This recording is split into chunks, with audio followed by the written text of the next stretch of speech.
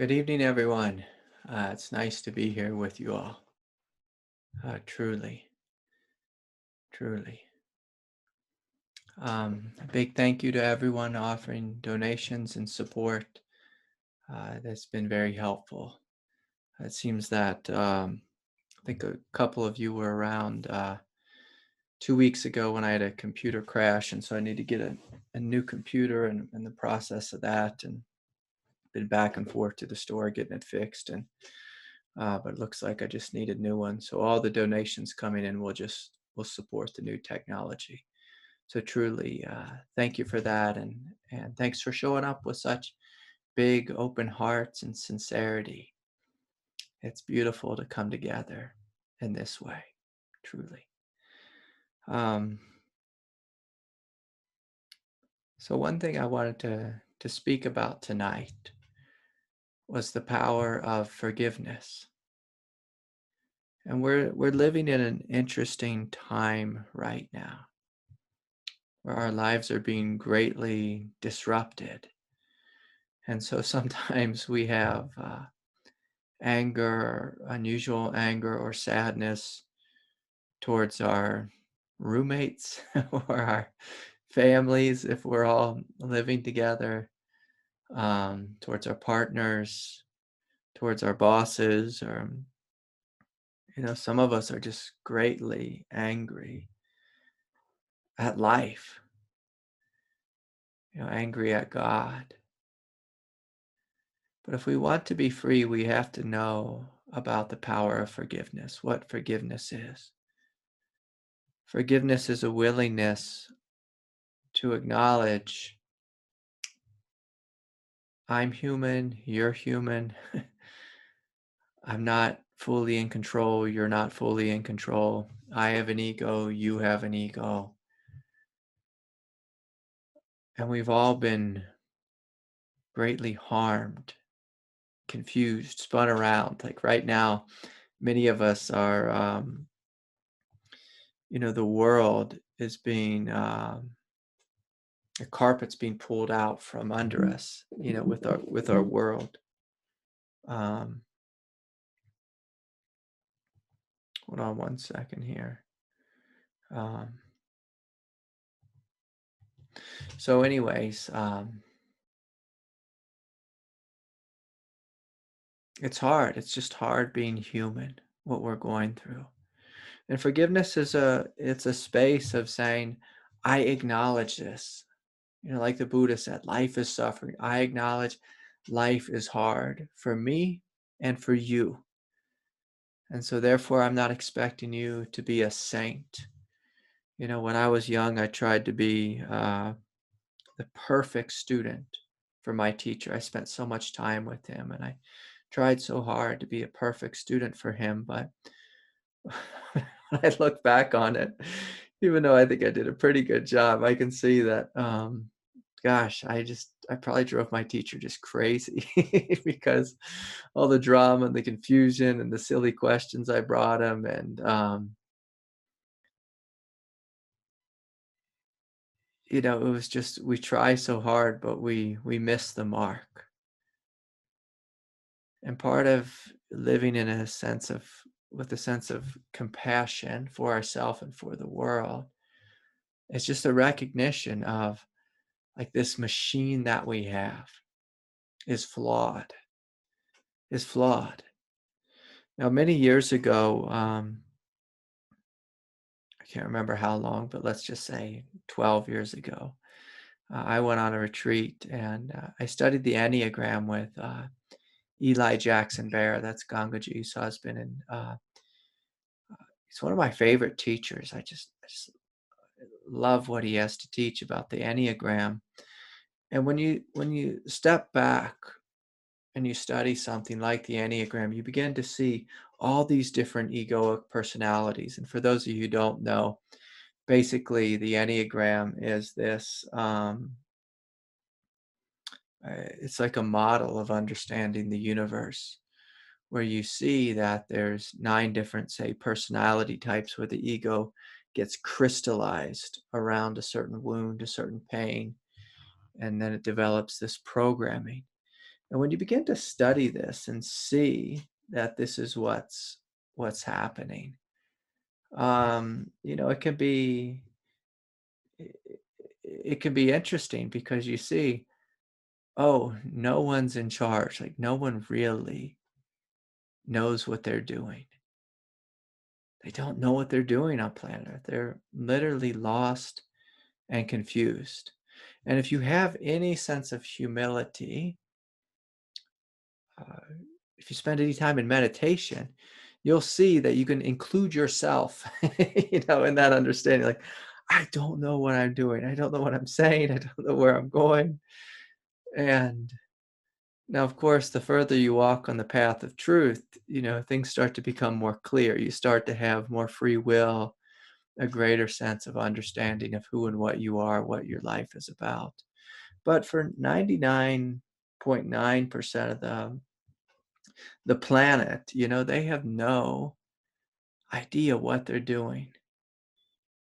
And we have, I'll make a laugh here. We have these adults that are supposed to be running our country, and they're not adults. They're just little kids. They're like little middle school boys and girls throwing rocks at each other.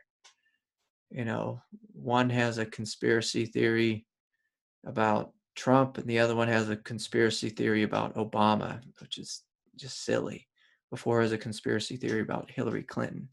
And it's like, it's just crazy the way we see each other, the way we treat each other, the way we speak to each other. And if we want to be free, we just have to come to this basic understanding that human beings are flawed in their machinery. In their essence, human beings are so ridiculously beautiful.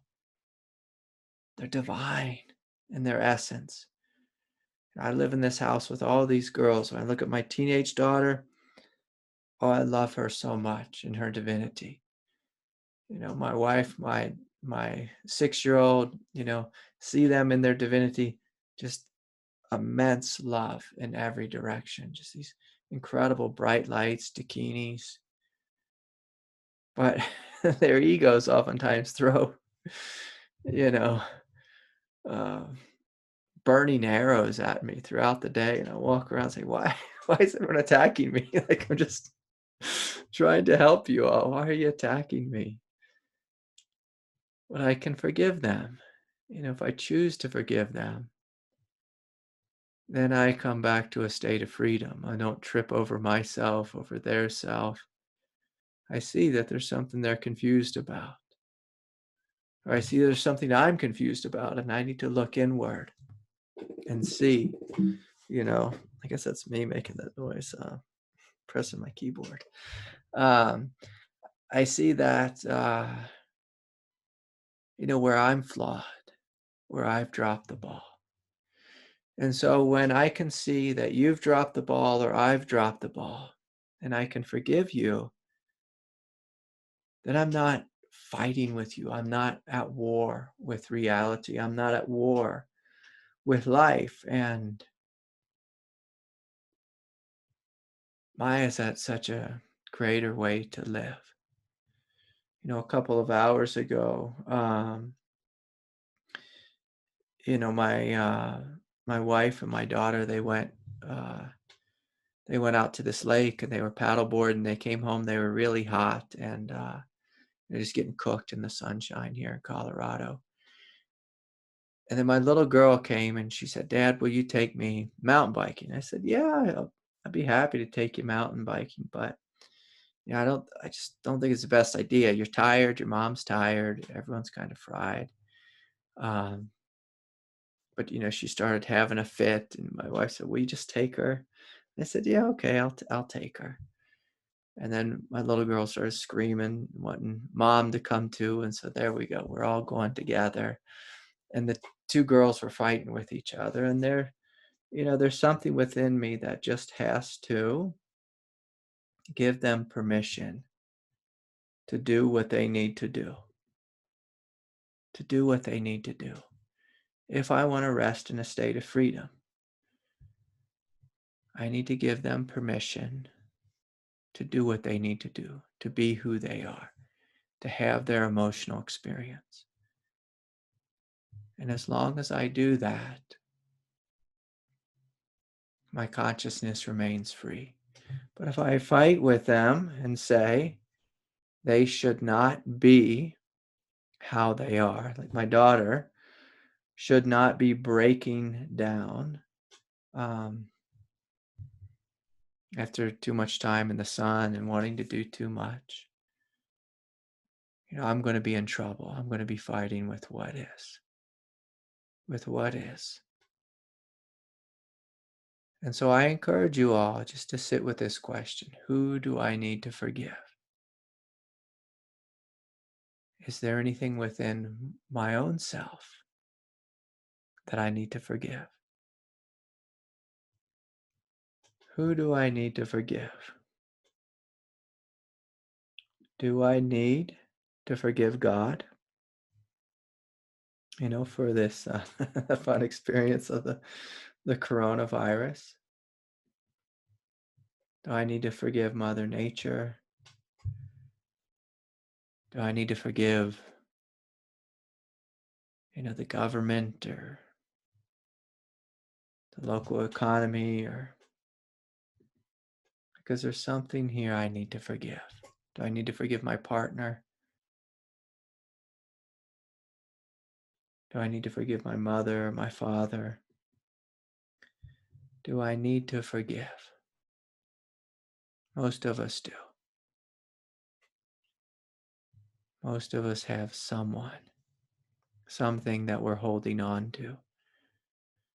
And we must remember that the more we hold on to an argument with life, that just means we're closing a door between us and oneness, between us and freedom,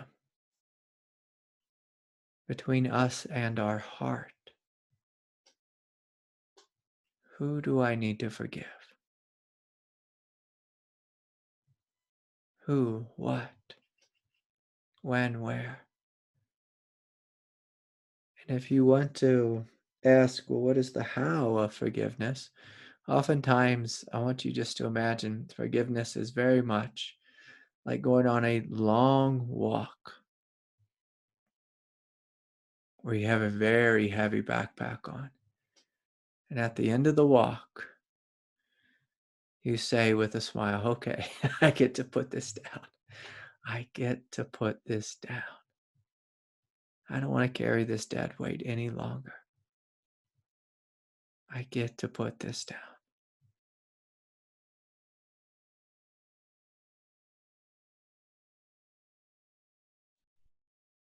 And so I encourage you just to sit with this and just to ask, what's here? What's here that I'm ready to release? That I'm ready to get rid of? What's here?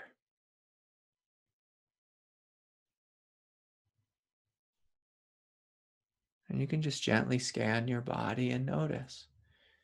If you feel into your 7 chakra centers, where is it that you're closed? Where is it that you're tight, that you're tense? Where is it that you are ready to open again? Where are you ready to open again? Now, please keep in mind, forgiveness does not mean that you think what happened was good, that you agreed with it, that you liked it. Someone slaps you in the face, you can acknowledge, I did not like that. Please don't do that again. But after the sting of the slap is wore off, you still want to hold on to that sting and keep repeating it over and over again in your head. Saying, that happened. That just happened. That happened last year. That happened 5 years ago. That happened 10 years ago. I can't believe that happened. Why did they do that to me? Let's just admit they did. They did that. And you feel the pain, you grieve the pain. And then when you're ready, the key word is when you are ready, consciously ready, you put it down. You put it down. And this is if you want to be free, if you want to have a lighter load. And the choice, it's up to you. Now, a lot of people have come to me with this question saying, well, I'd like to put it down, but I cannot.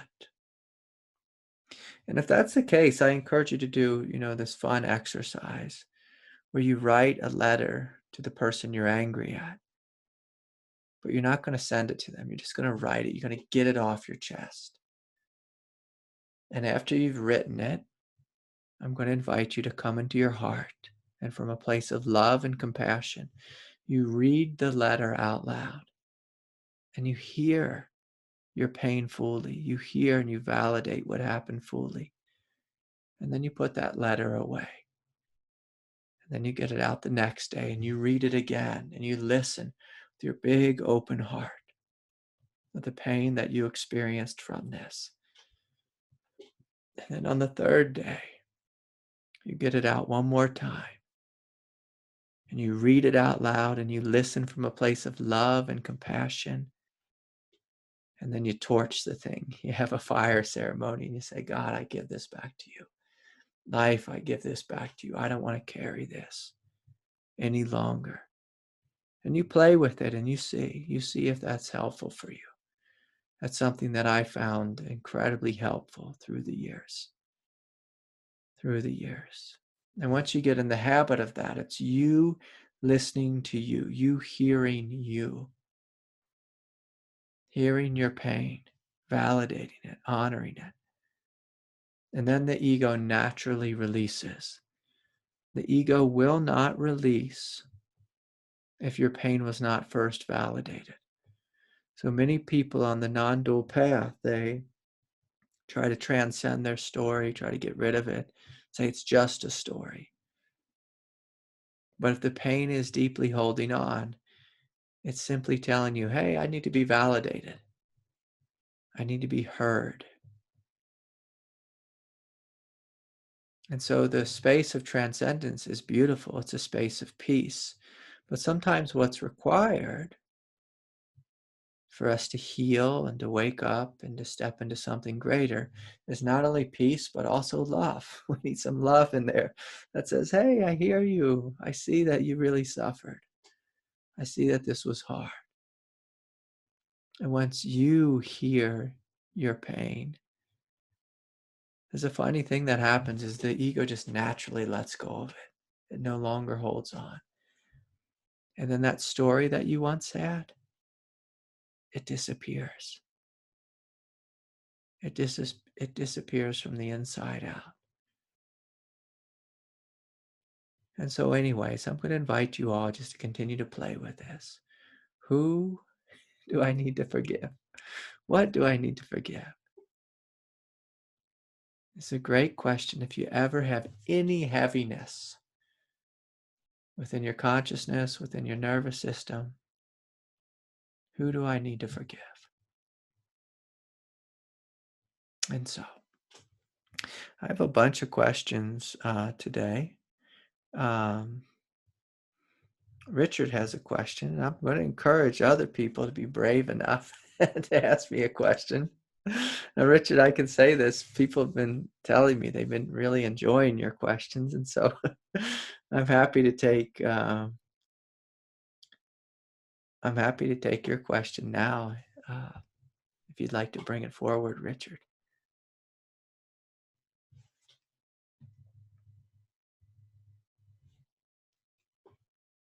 Can you unmute yourself? You can't. Let's see here. How about now? Yeah, that's perfect. Hello, community. So good to see all of you. And okay, Craig, a little more of a question for the relative today. I'm curious. I've heard you speak on this before, but I'm really wanting to hear it again. Your thoughts on material abundance and financial abundance as we kind of live in the world, and what it means to be empowered in a way that is clear, compassionate, and grounded in regards to those aspects. And then also, when we think about financial and material abundance, what's the essence of that teaching? What's the real core of it? Great. Thank you so much. Yeah, that's a great question. I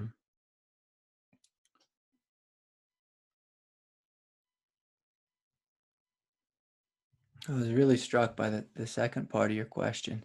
What's the core of material abundance and financial abundance?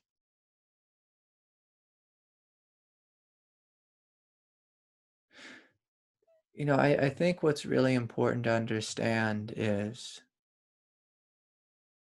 on this spiritual path, we've been greatly influenced to think that the world is bad. We're all supposed to live in poverty as good little monks and nuns. We shouldn't want anything. We shouldn't desire anything. But I want you to imagine being in God's shoes of just vast, spacious emptiness. Let's say the beginning of time, if there is such a thing. Total nothingness, absolute freedom. And then somewhere in there, God became a little bit bored and said, let's have some life. Let's have some worlds. Let's have some realms.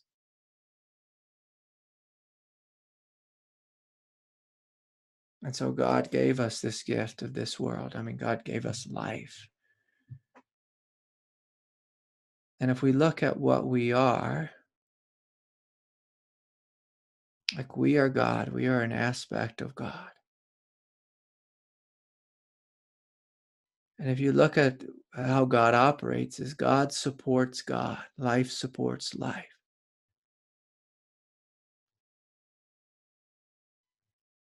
And so I think a great question is, when people think about, when they're struggling with this question, like, what does it mean to be financially abundant and to be empowered and this and that? It's a question of support. It's a question of faith. Like, do you believe that God loves you and supports you? Supports you physically, mentally, emotionally? Do you believe that your true desire is God's desire? That's an interesting one, that your true desire is God's desire. There's a point that I came to on the path when I began to realize that everything I wanted in my heart, God wanted for me. And if we look at that in a non-dual sense, that everything I wanted in my heart, God wanted for me, that's the Father and I are one. That's God's will and my will are one. But then I oftentimes I came to this roadblock. I would have this great desire, but then it would not manifest. And I'd say, well, why is that? All the power, the love of the universe can create all of us, can create trillions of life forms. Probably trillions and trillions of life forms. Why is God not satisfying this desire? And I realized I had to do this work within me because I had a feeling of unworthiness. I had poor spiritual conditioning. By poor spiritual conditioning, I mean that literally. I was conditioned into poverty consciousness, not just in this lifetime, but in many previous incarnations as a monk. Someone asked me the other day, I think it was Justina was saying this, I can't remember, that they're reading the lives of the Christian saints. Was that you, Justina? Yeah. And about how the Christian saints, the Catholic saints, have always attacked themselves, calling themselves like, I'm bad, I'm a no good, rotten scoundrel, or whatever it is. And they just beat the hell out of their own egos, which is one way of walking the path. And I had that, just from birth. I knew how to do that from previous incarnations. And I read too many spiritual books of great saints who had done that. And also I grew up in a house where I wasn't fully valued for who and what I was, fully seen. Not because my parents did a terrible job or anything. It was just, they were just busy, with life.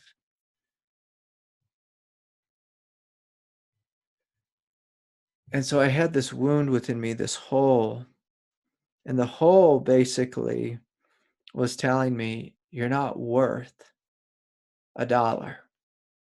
You're not worth anyone's time. You're not worth any attention. And again, this was an egoic belief. But let me speak about this in a way. It may sound confusing, but let me see if I can tie all this together. Because we are one with God, and God can create. If we're one with God, we are one with all of God's qualities. And so in our heart of hearts, in our divine nature, we can manifest whatever we truly desire.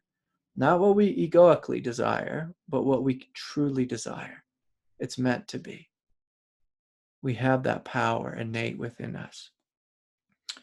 But if you have a gaping wound of unworthiness to any degree, that wound will veil your manifestorial powers, if that's even a word. It will veil that. And so many people, they try, like a book like The Secret, and they try to think it and bring it into reality. But then they find it's like throwing seeds on concrete. The number one reason for that is because their ego is also thinking something and manifesting it. And the ego is thinking unworthiness and manifesting unworthiness. And I did that for years. I struggled with it. I yelled at God. I screamed at God.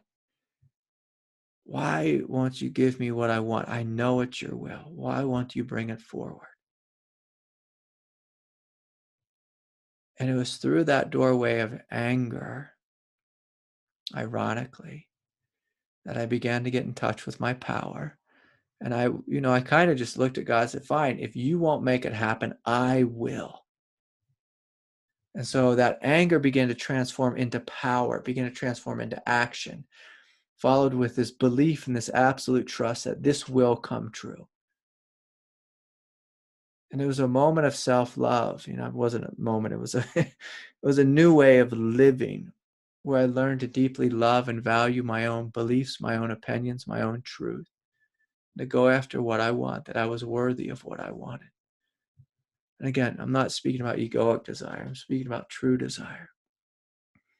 And so power woke up, and then the veil of unworthiness was lifted through my own self-love, through me loving me, through me validating me, through me honoring me.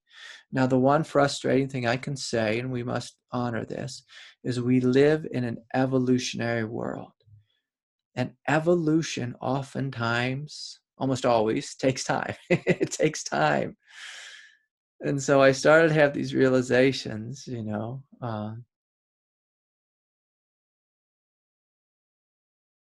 of my truth, of my innate worth, of my value. And again, keep in mind when I say my value, speaking about God loving God, my heart loving my human self. There was nothing egoic about it. It was actually the opposite of ego. It was similar to, if I see my 6-year-old crying, I get down on my knees. I say, sweetie, come here, you okay? Like, daddy hears you. I see you. I love you. Can I get you anything? Can I take care of you? So through me honoring me, the wound of unworthiness healed. And that became a power center. A power center. And the more empowered you become, the greater you can manifest. Now, I will say one last thing, because, and I'll say about karma, and in this way about karma, I'm speaking more in astrological terms. So I know a lot of people, and I get to intimately witness many people's lives. And I have a handful of friends who, I'll just say they have the minus touch.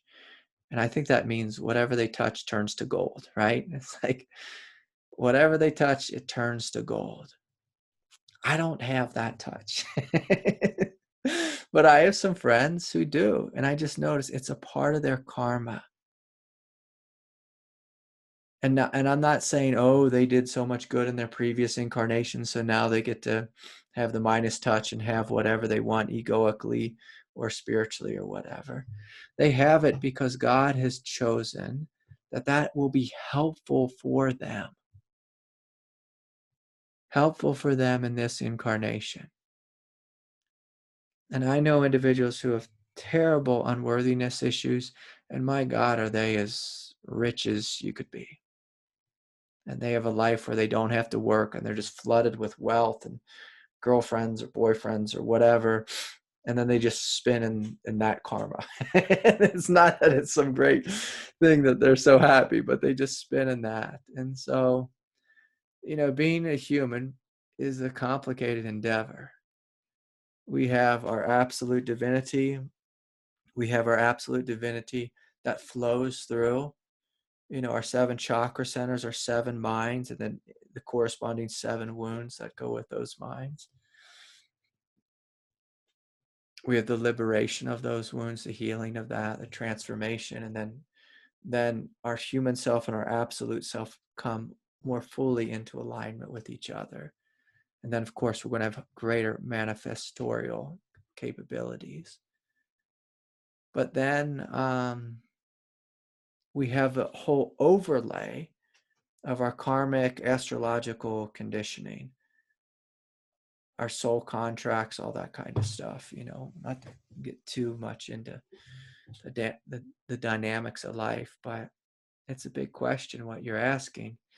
And so, I have friends that no matter what they do, they're just going to be multimillionaires. It's just written. They could have the worst idea ever, and they'll figure out how to sell it. And then there's others of us who just don't have that.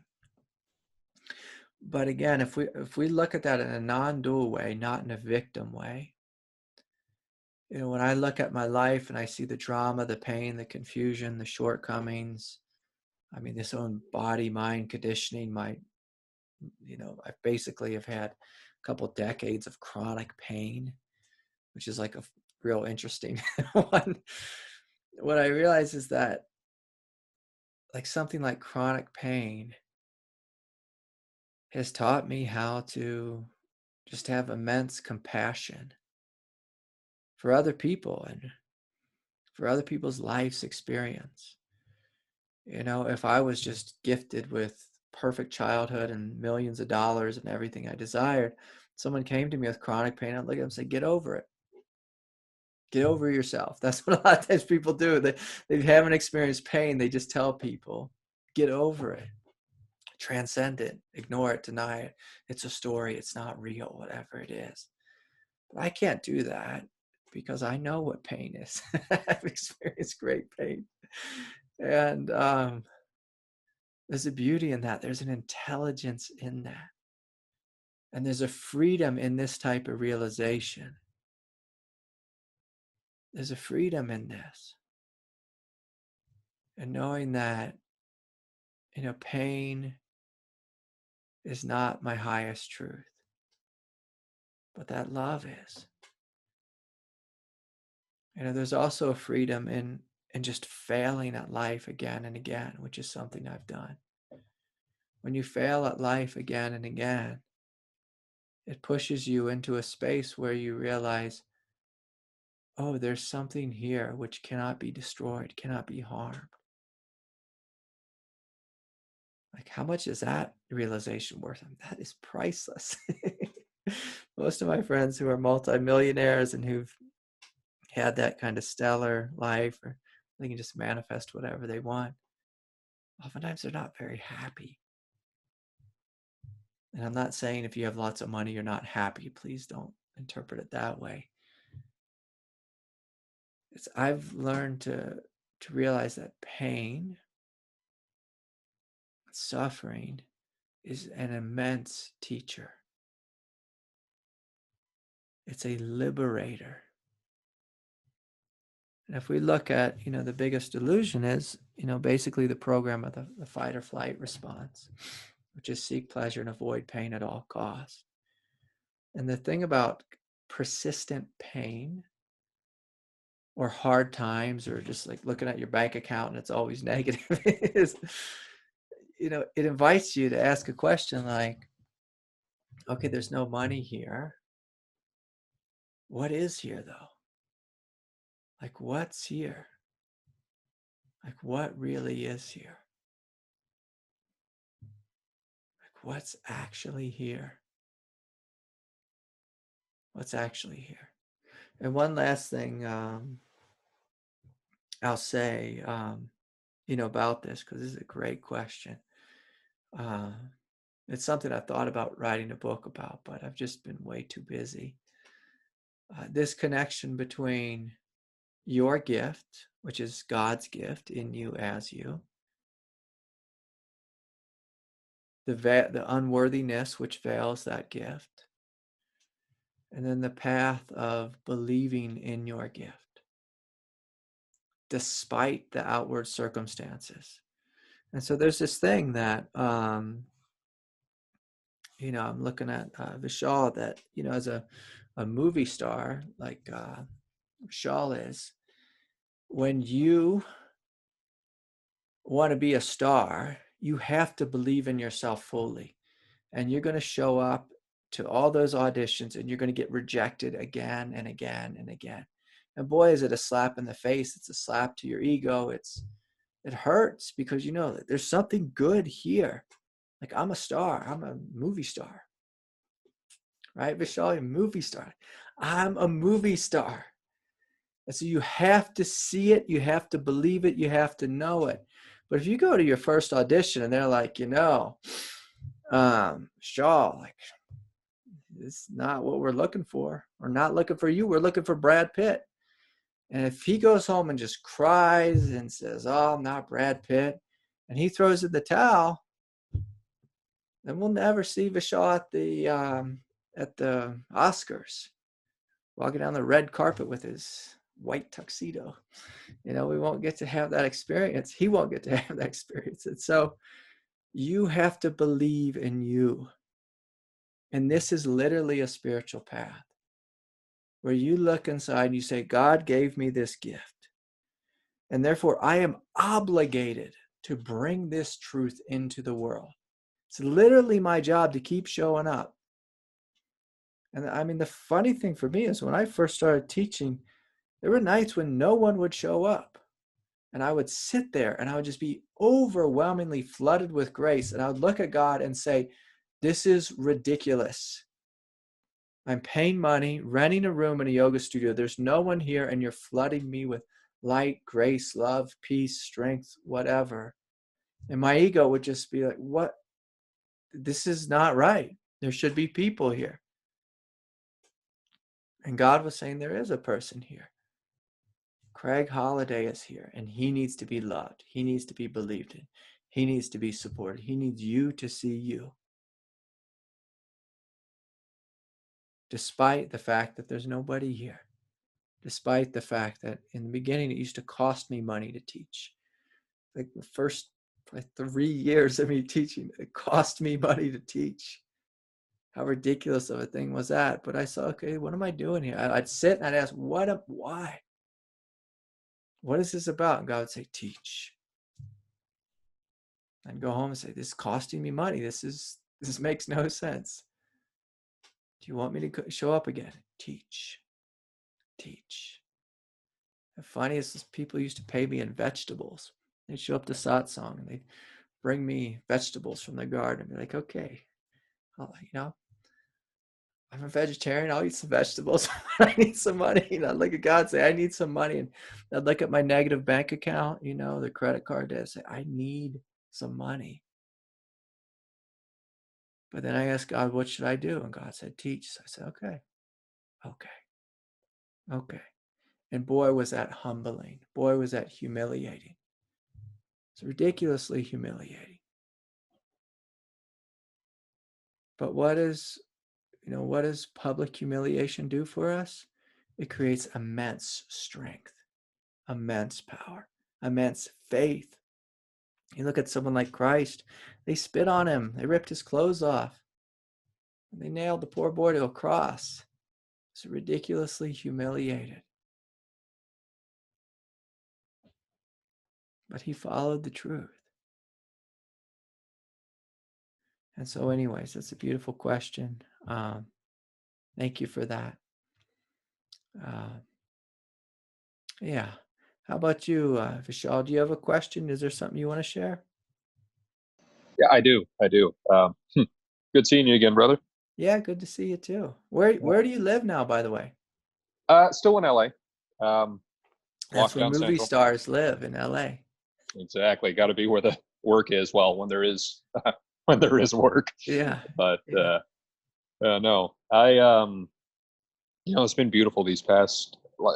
I'd say around January there was this. How do you say? Just this kind of discovery of that I am the love that I seek. Yeah. And and it was so funny. It was like it didn't come with fireworks. It was almost like, oh, there's my keys. You know what I mean? Like just kind of an obvious open secret. And I've been staying true to that seeing as much as I can. And I guess there's still like almost like an inertia to the sense of unworthiness, the sense of unlovability, where it'll still show up, right? Yeah. And it's like there's a dance that I start to do a little bit, like it's almost like I have one foot in both things, even though I feel like I know deep down that this love, this infinite wellspring of love, like that's me. Yeah. And I don't know, I think maybe you answered it, like maybe it is just a matter of time. But I guess I just did want to ask you nonetheless, like in these times where like the unlovability kind of arises and there's, I see that back and forth, like, I don't know if you have any advice on that. Yes. So that unlovability, can you see him as a little boy? Can you see him as a little boy? Not as a problem, not as something you need to fix. But can you see him as a little boy? And if a little boy walks in the room and he's not feeling loved, a great question is like, hey, buddy, like, what do you need? How can I help? What's this about? What's it about? And listen to him. See if there's something he's holding on to, something that he trips over. Maybe it's an old memory, a belief, a feeling. Maybe it's 100 old memories. And so sometimes when this unlovability comes up again, and then we meet it with love, and then tomorrow it comes up again, and then we meet that with love, and then it comes up, the third day, we might start to lose patience with it and say, like, why is this? But keep in mind, if something's coming forward wanting to be loved, that's not a moment for us to lose patience and saying, I should be the most awake, enlightened Buddha by now. That's a moment to say, hey, there's a little kid in the room. What do you need? How can I help you? I see you're crying. Come over here. Come back home to my heart. Let me hold you. Let me love you. Let me embrace you. And so when we have an experience like this, what it's inviting us to begin to open to is unconditional love. So in the experience of awakening, we wake up and we're like, boom, it's there. Oh, how beautiful is this? That's grace. We just wake up and we see, boom, love is here. I am the love that I'm seeking. So that's grace. But a deeper form of that grace, the embodiment of that grace, is called unconditional love. And unconditional love,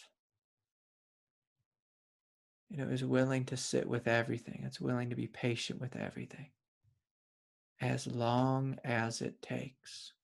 Unconditional has no time frame. Zero. I still find stuff within me where, it's like, oh, look at that thing. But with unconditional love, it's, there's a happy willingness to love. There's not like, oh gosh, I can't believe that's here again. So many people on the path, they hit me with this, I can't believe this is still with me. And I'm always like, I can, like we're human beings. Within the nature of a human being is, we have trillions of cells within us that basically live by habit. Every cell within your body repeats itself by habit. I have some of my father's beliefs within me. I have his father's beliefs within me. I have ancestors within me, the collective consciousness within me. Unconditional love is just like turning on a light and seeing all of humanity is within this consciousness. I can find the worst, violent, vile people, tendencies, attitudes, I don't know what you call this, just stuff within this consciousness. Oneness is oneness. And unconditional love is a willingness to be with whatever arises. And the more and more we're honest about ourselves, we'll see, oh yeah, there's an inner child within me who has layers and layers of pain. There's an adult within me. He's trying to figure out life. There's my father within me, my mother within me, the ancestry. The whole world is within me. I can find Donald Trump within me. And Joe Biden, Joe Biden, I'll keep telling jokes about Joe Biden. He's going to just fall asleep, on the campaign trail. And I think that's what Trump said about him. But I can find a place within me that falls asleep. I can find a place within me that's just like wild and rambles on and on like Donald Trump. Like I can find all the places within this consciousness. And unconditional love is just a willingness to turn that light on within the body, within the psyche. And when we see pain there, unconditional love just goes in its direction. And so to make it real specific, so if you're ever working with something specific, like a tendency, and I like to use the word that has a theme. If it has a theme, like unworthiness, see the thing as a child. See it as a child. Because what that does is it invokes a gentle, tender, patient love within us. Like, oh, there's a child in the room. There's a child here. And just ask two great questions. What do you want? What do you need? So oftentimes when the tendency comes forward, the what do you want will be answered with an egoic need. I want people to see me. I want to be heard. I want this to be done. That's the want part. But then you ask the question a little bit deeper. What do you really need? I just need some love. I need to breathe more fully. I need to relax. I need to find a depth of tenderness. That's what I really need. I want someone to embrace me and to hold me while I cry and experience this wound for the next 6 months. That's unconditional love. When you love that little boy within you to death, then he'll literally just show up as the innocence of awareness. So it'll never be a cold, dead awareness, but it'll always be innocent and fresh and alive and tender and compassionate. And that's the gift in this. Was that helpful, my friend? Yeah, no, that was yeah, that's so helpful. It's yeah, patience as a sign of unconditional love. I think that's yeah, what I needed to hear. Yeah. Yeah. So the little boy within you, he wants patience. And when we look back at life, was mom and dad fully and completely, utterly patient with us throughout the entirety of our life? No. No, they were not. And so we're learning to give this gift to ourselves. We're learning to give this gift to ourselves. And that's what this path is about. Unconditional love, unconditional openness, unconditional freedom. We have to know a thing or two about patience. And the beautiful thing about a little kid showing up within us again and again is then they become the Buddha. They become the teacher. And we begin to see, oh, they're not the problem. They are actually the support. They're the support. They're the thing that's helpful. Teaching us what we don't have, what we haven't realized just yet. So I realized love, beautiful. How about love with patience? Oh yeah, that sounds pretty good. That sounds pretty good. How about love that's unconditional? Oh yeah, even better. Even better. And so anyways, good to see you, my friend. You too, man. Yeah. Take care. All right. So I'll take some more live questions, but I have a bunch of email questions. So I'll see if I can try to get to these. Here's a question. Hi, Craig. I can sense a dimension, so to speak, behind or before the presence of being when I continually take awareness back and back and back at the edge of the causal body. It feels like a teeny point of I am, almost like a distant pole star at the very back of awareness. Or another analogy, almost like there is a teeny drain at the bottom of the ocean of this realm. Beyond that, a kind of intuitive sense, an absolute vacancy. Hard to describe. Any pointers on this? I ask this because I experience the body as an ocean of sunlight, flavored honey, as though the soul is bathing in its own natural radiant bliss, deeply nourishing, totally effortless in comparison. In comparison, this realm prior to the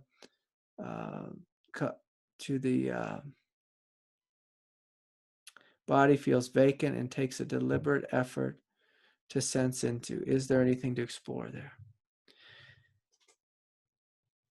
Yeah, Wes, you're speaking about opening up to that which is beyond awareness, beyond. And as we step into this space, everything disappears. There's great freedom there, great emptiness, great nothingness, like before life ever happened. And yet life is being born out of this place. And so is there anything to explore there? Absolutely. Anytime life shows you something, that's a door to your own consciousness, to the hugeness of what you are. And so if you want to experience immense, indescribable freedom, step into this space. But we have to let go of every single identity. Every single identity. Many people, as they begin to step into this, they have tremendous fear that they're going to die or dissolve. And I always like to see, like, show me death. Show me death and see what happens. See what comes. See what you are. The beautiful thing about these realms, anytime God offers you a new realm to open into, is once you've opened that door, you can always access it again. Because it's an aspect of what you are.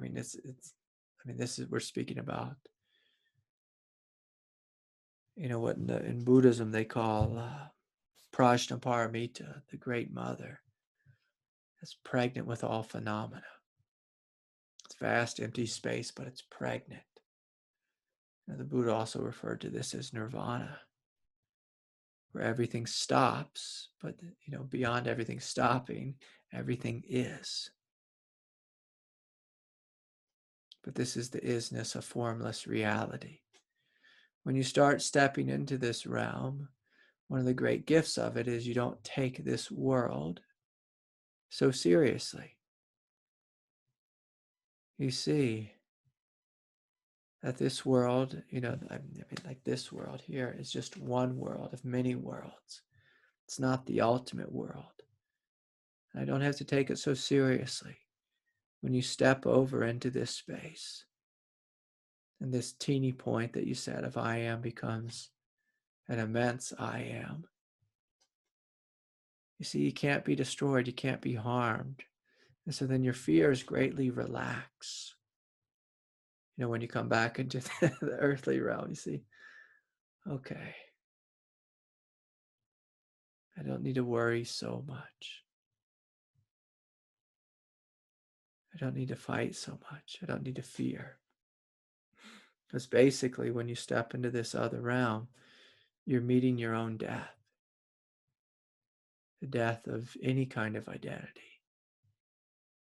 You see your consciousness itself, life itself, emptiness itself. And things can get a little bit, strange when you start stepping into this world, to say the least. Sometimes God will just place me in this world. I'll go completely blank and won't be able to function. And I'll say it can get a little strange and bizarre, weird, nutty, inconvenient for life.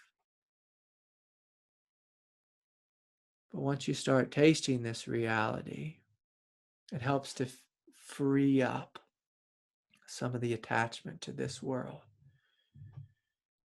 And the more and more we experience this, we start to have this realization of, like, it's okay if I die. Like if I died tonight, I'd be completely okay with that. That'd be a great relief. A great relief. But there's no pushing like I'm trying to die or wanting to die. It would just be a great sense of relief of no longer having a form.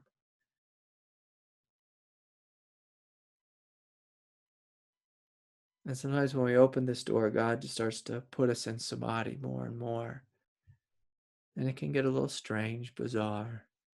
But what happens, though, is if your body is not in a good state psychologically, the body will start to revolt and say, hey, don't go there just yet. I need you to love me first, heal me first, take care of me first.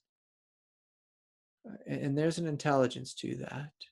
Because if we continue to go into the great emptiness, and our inward psychology is not fully healed, it can be re-traumatizing to the human self, and then it can create this war, this fight that's just an unnecessary burden.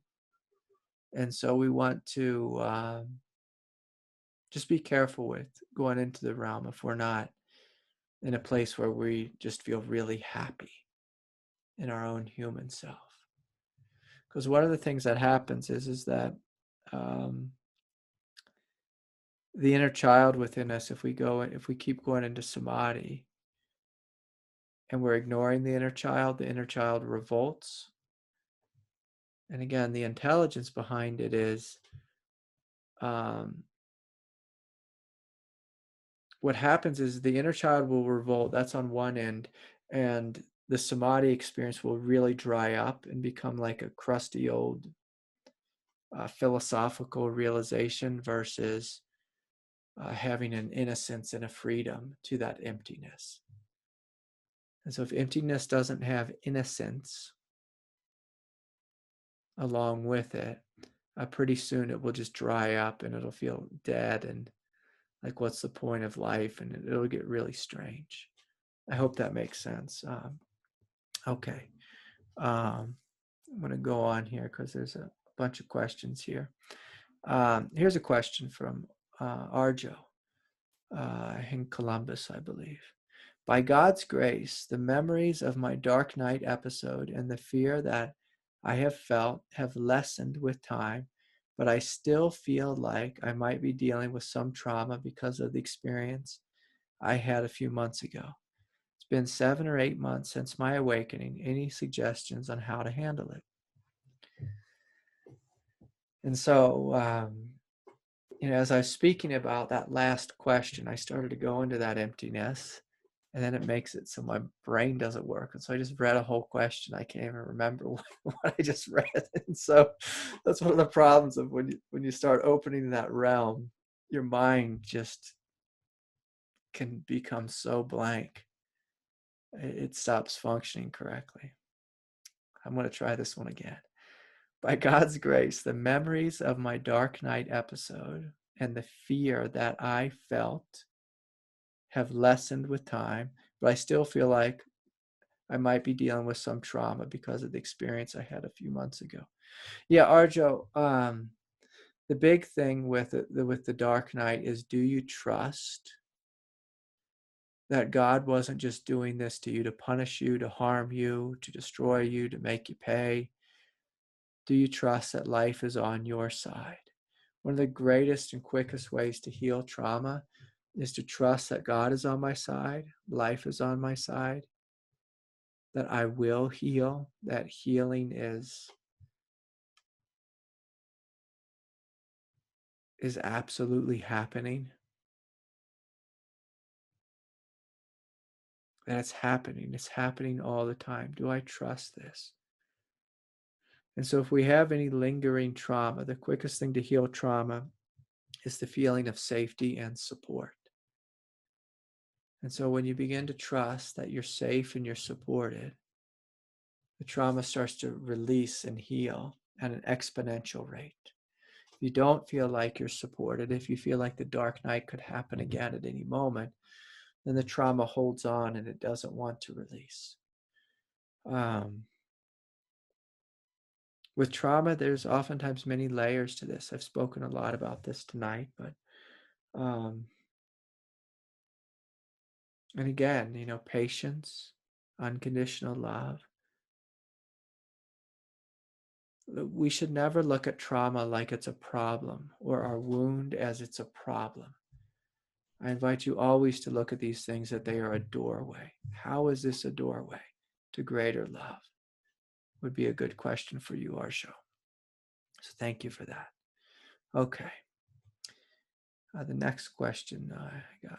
Dear Craig, I seem to have made a shift since our session last week. Something has emerged through the darkness and the despair in me. And that is a new inner resource that I've never had discovered. I feel I have found an embodied sense of presence to return to each time I get contracted or inflamed. Yeah, Kate, this is wonderful. This has been huge, causing all of my symptoms to calm down. The symptoms she has is it's like a feeling of overwhelm from too much kundalini. I actually enjoyed the week and felt human again. I feel here, landed on earth, able to be intimate with life in a new way that is not of the mind. Is it possible that this healing can shift the entire experience? Yes. Yes, Kate, this is possible. Healing is possible. Healing happens. I can say this, that I've been speaking with Kate a long time, and she struggled with a real similar feeling for many years, just feeling overwhelmed. Every time she talked, felt immensely overwhelmed. And then sometimes, we have a session, a meeting with someone, a massage therapist, a healer, body worker. We have a meeting with God, an angel, a bird, a dove, with our own heart. And boom, there's a shift. And we're awoken to a presence that we could not find before. This is why it's so important on the path to have faith. My teacher, he gave me this mantra a long time ago. And the mantra was just forward. Forward, forward to God. That's all it was. I'm walking forward. And I would fall on my face 100 times, 1,000 times, and I would get up and I'd just say, forward, forward. I'm going to keep walking. I'm going to stay away from despair. So often when we're on the path and we're overwhelmed, we fall into despair. We fall into the victim mode. And without faith, we can stay in victim mode for a decade. I've seen people stay in victim mode for 5 decades, which is frightening, when people come to me and say they struggled with this for 50 years.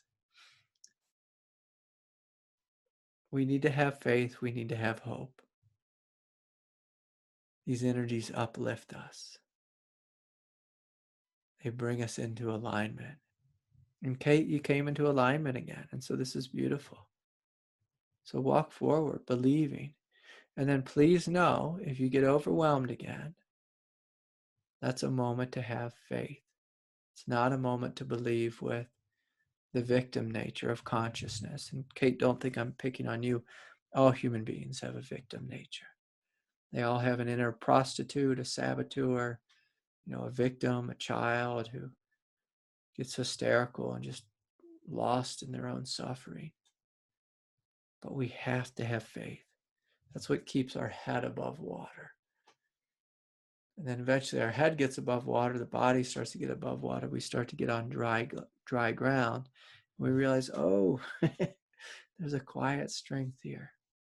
There's a freedom here. There's a goodness here that cannot be harmed, cannot be destroyed. And so beautiful. I'm so happy for you, Kate. Okay. Here's someone, I forgot to write down the name, so forgive me. I had some sessions with you and I've been struggling physically with my kundalini. And honestly, my fear of my energy getting stronger and my deep inner need to be in control and not surrender to my light keeps me stuck in my suffering. I believe this is from Lisa. Lisa, that's the answer to your question right there. My fear of my energy getting stronger and my deep inner need to be in control and to not surrender to my light keeps me stuck in my suffering. My physical back is twisted. I'm wondering, is it possible to even have a smooth opening if your spine is twisted? If I just connect to your weekly meditations, can the kundalini issues be corrected? I am still struggling so much, and I have so much fear around my awakening. Yeah, so for everyone, your healing will happen. It will come. It will come. You will be healed. Whatever it is you're struggling with, whoever's listening, you will be healed. The question is will you be healed in heaven on planet Earth on the day before you die, or today. And so I was the guy who, I was in so much pain. My back was twisted. I think that I'll call that European English, twisted back, messed up back. I mean, heck, I hurt my back today, but I have faith that it will heal. I picked up something today, and boy, did I hurt myself. But I have total faith it will heal, that healing is a given. If we want to speed up our healing, and go see someone who knows about healing. Whether it's a massage therapist, someone who does, TRE, someone who does cranial sacral work, chiropractor. I had a team of healers that I worked with. And I went into a ridiculous amount of debt to pay for my own healing. But this was back to that question Richard had in the beginning, which was, do I value myself? Do I love myself? Do I honor myself? Am I willing to pay money to heal? And again, I'm not trying to sell my services. I'm inviting you to get all the services, but to do what works, to find what works. But you also have to have faith you will heal. And there's many things you can do that which are free. The meditations, the satsang are free. The yoga is free. And so I encourage you, a bubble bath, for most people, I'll call that mostly free. And so to take the time to love yourself, to honor yourself. And the big thing is to look at how you distract from when you're in pain. There's so much we can all do. If we want to wake up and heal and be transformed at a young age, you dedicate your life to it. You want to go at a slower path, distract and make yourself last on your list instead of first. The most loving thing any human being can do on planet Earth is to make themselves the most important person. What happens when you love you fully and completely? Your heart starts to wake up, and then your cup overfloweth. And then you'll find people will be using you for love. They'll be coming to you for love. I mean, using in a good way, in a healthy way. My teacher used to say, Craig, use me. Use me. And so I called upon his heart. His heart. When you love yourself first and foremost, you begin to realize your heart is God's heart. And there's so much love here. There's nothing lacking. And so, Lisa, if you want to meet with me, meet with me. Get all the support you can. And if you have trouble affording support, do lots and lots of yoga. Take lots and lots of bubble baths. Anything you can to soothe your body, which is in pain. Soothe your body. I've met a couple of different individuals who had a back that was broken like 5 different ways. And they dedicated themselves to yoga, and their doctors told them, don't do yoga and don't do this and don't do that. They did tons of yoga. And now, they're the most fit, physically aligned human being, and their bodies just feel amazing, even though their back was broken in so many different ways. And so, yeah, healing can and will happen. And there's so much we can do. Yoga's free. There's so many gifts we have that are free. Take advantage of it. Take advantage of it. Okay. Just a couple more questions here, folks. Here's one. Craig, I noticed that some of the heaviness I had to move through. Let's see if I can read this. I noticed that some of the heaviness had to move through me before the kundalini became more active. Does the heaviness and negativity within me hold the kundalini down?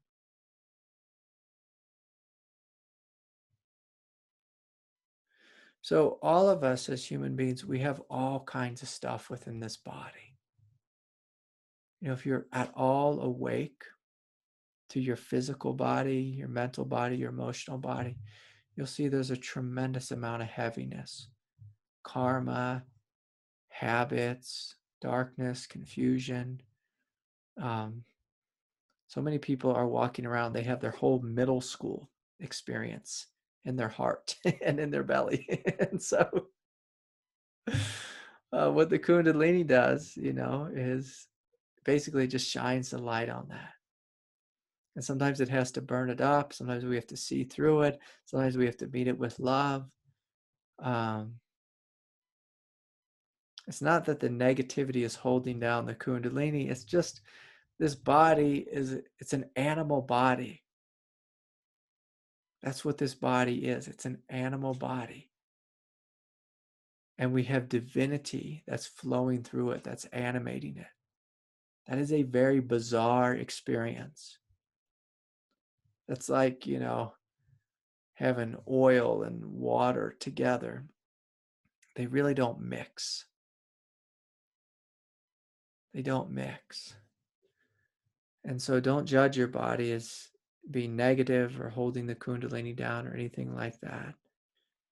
It's just a fact of life. As God basically said, I am the absolute. I want to experience myself in an animal body. And that's a bizarre experience because we have so much love, so much peace, so much freedom. And then we have this heavy machine. And so not only did God say, I want to experience myself in an animal body, she said, I want to do so in an evolutionary world. And so I want to take that animal body and I want to invite it to be evolved through eons. And that's the experience we're having. Is this body is being evolved through eons. In 100,000 years from now, this body will probably just be made of light. Right now, it's made of flesh. And so there's going to be a heaviness to it, a weight to it. Okay, so she goes on to write, is the love, the flowing energy, the truth about our being, and the negativity, the heaviness, an illusion and not the truth? We have to be careful with that. I don't like to judge the body. I don't like to judge the world. I just like to acknowledge this is the world we live in. We live in a world where we're divine beings. We're literally an angel in an animal body. And so it's not that it's not the truth. It's more just that it's this is what it is. I might have worded that strangely, but I'm sensing that after the movement of the negativity came more of the love and the flow. Yeah, so of course, when the heaviness releases, there's going to be more love that flows. The love is actually always there all the time. You just feel it more fully when there's not, so much heaviness in the room. Sometimes I feel a lot of love in my heart, and then it's like I forget it and fall back into the negativity. I feel like you are like a spiritual chiropractor and always realigning me when I talk to you. Thank you so much, Craig. Yeah, that's a funny thing, a spiritual chiropractor. Yeah, if your teacher's doing your job, you should feel a sense of realignment. Realignment. That's all I'll say about that. But keep up the good work, Justina. You're doing great. Okay, last question here.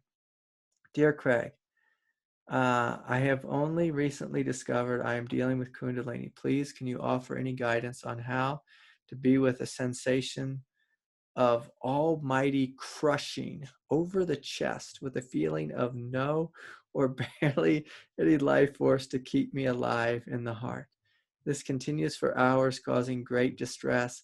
As I am in the UK, I'll probably not manage to watch this live. Discovering your channel has offered a lifeline. God bless your beautiful and brilliant soul. Oh, thank you. I'll say this again, going back to that animal body metaphor.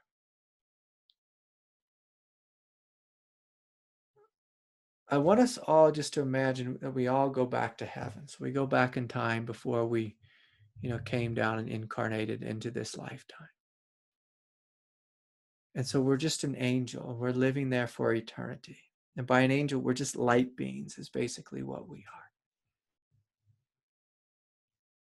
are. And God is showing us that she has this realm called Earth. And on Earth, There's human beings, which are basically angels in an animal body.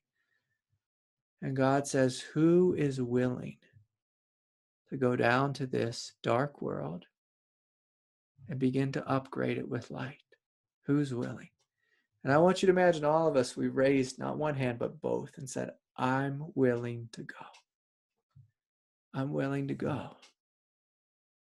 But in that willingness, we must remind ourselves is we have to be a warrior here on planet Earth. A warrior is willing to continue to face the darkness again and again and again. And so, yes, the kundalini is your light, and it's waking up in you. And it's facing the darkness. And as you turn the light on, you might see a heaviness, and the heaviness may feel like it's crushing you. But I always like to look at my body, look at my experience, look at awareness itself. Say, is awareness actually being crushed? Am I actually being harmed right here, right now? And the ego will say immediately, yes, I'm being crushed, I'm being harmed, this is too much, I cannot handle this. And there's a great truth to that. There's a truth, your ego cannot handle this. And so we have a choice whenever the ego says that, to align with the ego and become an eternal victim, or to step out of the ego and into the space of awareness that can witness the feeling of being crushed, witness the animal body, that can witness the soul, and say, what's really going on here? Who am I? Am I the divine being, the divine one, or am I the victim? If you align with the victim, you'll suffer more fully. If you align with that which is awake, you will begin to liberate your human self. You'll see what's actually happening. You'll have faith that this is a process, that God is not here to crush you. God is trying to liberate the fight or flight response within the body. The feeling of no is the fight or flight response. The primal scream of no. That's resistance. That's me against life. That's the primal wound of separation. If it's being crushed, that's beautiful. Let it be crushed. Let yourself be crushed and see you can't be destroyed. Let your heart wake up to an overwhelming sense of love. And see that nothing can kill you, nothing can harm you. All this is passing. It's all passing. And the ego will bring forth a great drama. Oh my God, I'm going to die. Show me death. That's my question to the ego. Show me death. Show me the worst case scenario, and I will outlive it. You have outlived every experience you've ever had. Isn't that amazing? Isn't that amazing? You have outlived every experience you've ever had. So what's here that cannot be harmed, cannot be crushed, cannot be destroyed by energy? And keep in mind, people write me all these questions about kundalini. Kundalini is just energy. Your thoughts, just energy. Your emotions are just energy. None of it can harm you. And so I'm going to leave you all with this. What's here that cannot be harmed, cannot be destroyed? I'm going to encourage you to contemplate that. When one of my teachers asked me that, it just blew my mind wide open. Oh, there's something here that's literally outlived every experience. What is that? What is that? Thank you all so much for your questions, your open hearts, for hanging in there with me. I know allowing the satsang to go on a little bit longer. And so I hope that works for everyone. It's been an absolute pleasure to sit with you all. May peace be with you all. And thank you all truly for all your donations and your support. I have a wonderful evening and a wonderful morning, those of you in Australia. Bye for now.